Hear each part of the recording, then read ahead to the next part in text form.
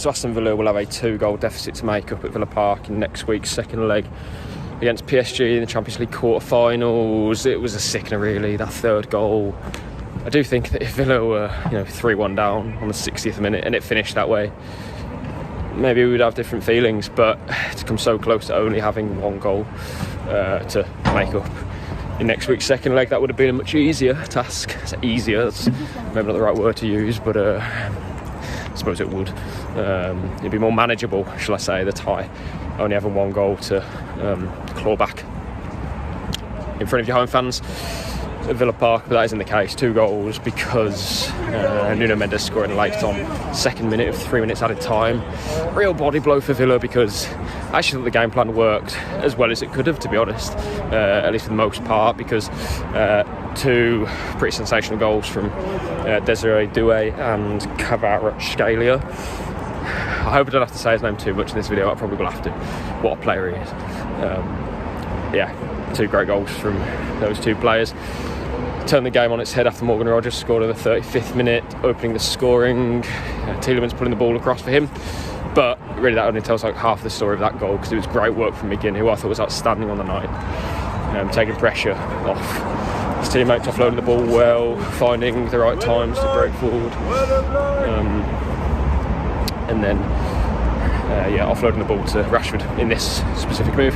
Rashford waiting for Tielemans to go forward. Tielemans had to pick and choose his moments as well, as did all the Villa players, to be fair, that were camped in their own half for most of the game. And that's because the game plan was as such, to soak up pressure and strike when you can. And that's exactly what they did, to say to open the scoring 35th minute, and then actually you want to get to half time then and be leading a quarter of the way through the time. And that's not something that I don't think anyone would have been expecting. And that wouldn't be the case, because Doué's hit a stunning goal from the edge of the box, which levelled the game. Martinez, nothing he could do about that. I haven't seen Kvaratskhelia goal back. I presume there's nothing much Martinez could do about that either. You paid to just slam it into the roof of the net. Martinez on Instagram saying that this isn't over yet, we believe we can still do it. Not to those words specifically, but something like that. A few of the Villa players coming out saying the same thing. So there'll still be belief. We'll talk about what Emery said in a bit. Feelings of it just feels a bit bitter now because of that third goal, and to say the time in which it was scored. I know a lot of people may have thought, well, as long as you keep it respectable, take it to Villa Park, you've got a tie on your hands still. And that is definitely the case, but I think what we've seen from PSG is that that Liverpool game weren't no fluke. This is just a top team, and Liverpool could have lost 4 or 5 at the Parc des Princes when they played against Luis Enrique's sides. That wasn't the case, because PSG didn't find their shooting boots, but they pulled them out the cupboard for today, of course. And got the goals. But again, even then, it was 2 until the 92nd minute, and I actually thought the PSG started to almost take the foot off the gas, I suppose. After that second goal, not just after it, but there's about a 10-minute spell afterwards when Kvaratskhelia scored that they were pushing for that third. They didn't get it, and I think, I put it in my blog, PSG not taking so many risks now to get that third goal. I think they were happy to sort of settle for a lead to take to Villa Park. Very wary about going there with only a 1-goal advantage, but equally an advantage needs to be there for them. You saw how much Luis Enrique celebrated that third goal that was scored by Mendes, and so that's why it's so frustrating, because Villa looked pretty comfortable at that stage to take it to Villa Park with only a 1-goal deficit. It wouldn't be the case. That's why it's so disappointing, because it felt like it was there, and I think we all sort of, the fans in the away end and all those watching at home as well, I think everyone probably thought, you know what, when this full-time whistle blows, we're not going to be happy to lose a game, of course not, but it's one of those, take that and move on. Can't wait for Villa Park next week. Beat Southampton first, of course, but now, Southampton's going to be one to boost morale and confidence. And by the way, as soon as kick-off comes at Villa Park, it's going to be lively, it's going to be chaos, like Villa, and that's what Villa will need and what they'll thrive on, I'm sure. However, it feels like they could go 3-0 up in the game and lose 4-3, because this PSG team is just so electric going forward. But it is something that I mentioned before the game, actually. There's no shame in that. This PSG team are probably the best side left in the competition, in truth. And if you do lose to the eventual winners, then again, there's no shame in it. And Villa have done so well in this competition already. This isn't me riding off that second leg. but I do think, a bit of balance required, of course. Top 8, 6-1 defeating Bruges in the round of 16 and coming up against the top team in PSG. It's always going to be a huge ask, put it that way. But yeah, it's just that third goal was just a blow. Anyway, Emery said after full time that he's still got belief and that actually that third goal doesn't change the idea, the belief, the plan that they're going to have for that second leg, because he said, well, if it's 2-1 and that's what we thought it was going to be, we're still going to have to win the game. And yeah, Villa are now going to have to score another goal. But I guess if you do get one and you're leading, you've got your tails up then, haven't you? And I do think there's a lot of belief among the Villa dressing room. We're going to have options to change if they need to. So if come the 60th minute they still need 2 goals, well, there's every chance that can happen, because PSG, the way that they will be playing that, mentally that's a test for them. A side who in parts is experienced, but I'm looking at Vitinha, João Neves, even Kvaratskhelia, not really played in this competition too much for Napoli. Other players as well, not really that experienced at this stage, and of course some players have more experience than the Villa ones, but this is Villa Park and it's going to be really powerful, I'm sure.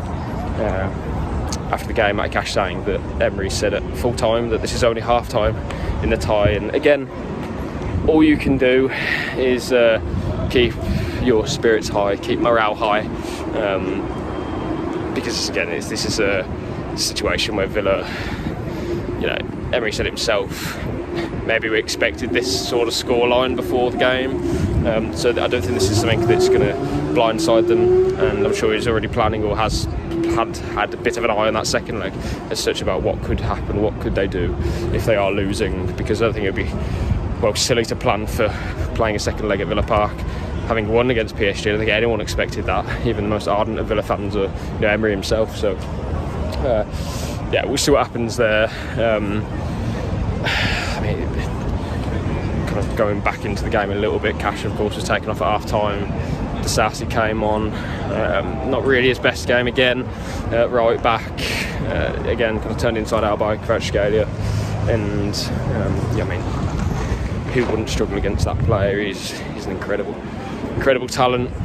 Dembele early on had a shot, Martinez saved. Well, Martinez I think had a decent game. Obviously all of the attention and focus was on him, but keeping a clean sheet against that team would be probably one of his career highlights. Not career highlights, and too much in his career for that to be a highlight, but you get where I'm going with it. It would be like Alisson was for Liverpool, kind of one of his best performances of his career, I suppose. And from Villa's perspective, they're just going to have to pick themselves up now. And I don't mean that in terms of they're going to be on the floor and it's going to be all going to be disconsolate. I don't see that. I think the bus will be on the way back and flying back home. I think they'll be uplifted by the fact that they've just gone essentially toe to toe with this team, and in the terms of it's taken 2 pretty special goals really for PSG to turn the tie around, and on another game, on another day, Villa come out of here with potentially a result, or at least not a significant margin of defeat as it is now, and for that reason I think they'll take positivity and think, well, actually Villa Park, Villa didn't really test PSG's back line apart from a couple of occasions, one of which they scored in.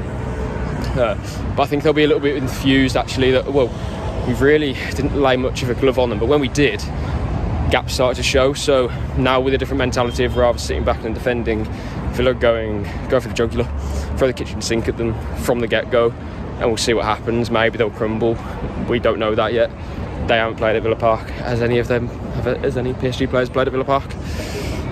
Don't know. Good quiz question. I don't think they probably have. But those Villa players will be well aware of the power in Big Six. So that's something to look forward to still. Just a shame to say that third goal is it's a bruiser, and one which I think hopefully we'll be able to get over and think with kind of fresh impetus and with new eyes, that sort of thing on the Tuesday.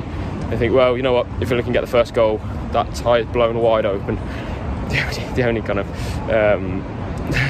the only thing that would discourage you is just that PSG ain't so bad. That's a really good team, and I think probably are the favourites to go on and win the whole thing. But Villa pick themselves back up. Southampton on Saturday, obviously a great chance to win in the Premier League, boost the chance of getting back in this competition. And if it is the case that next week is going to be the end of the road in the Champions League, well, I don't think any Villa fan will have any sort of, well, what could have been or anything like that. I mean, maybe you do in a positive way. I mean, you know, we got so far. What if this went for us? And what if we didn't concede that 92nd minute goal from Nuno Mendes and all those thoughts and feelings?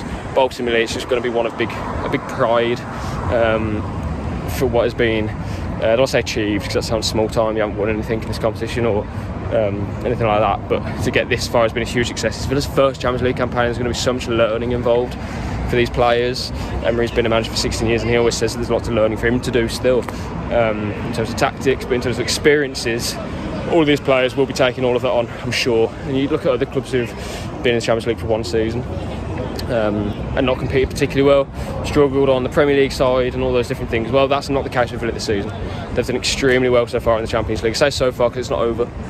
In the Premier League they're going well, coping with it too, and in the FA Cup semi-finals at Wembley. So yeah, if this is kind of your first stab at the Champions League, you hope anyway, of your next season's the second one under an Emery anyway, they can learn from it and be even more competitive next season and beyond.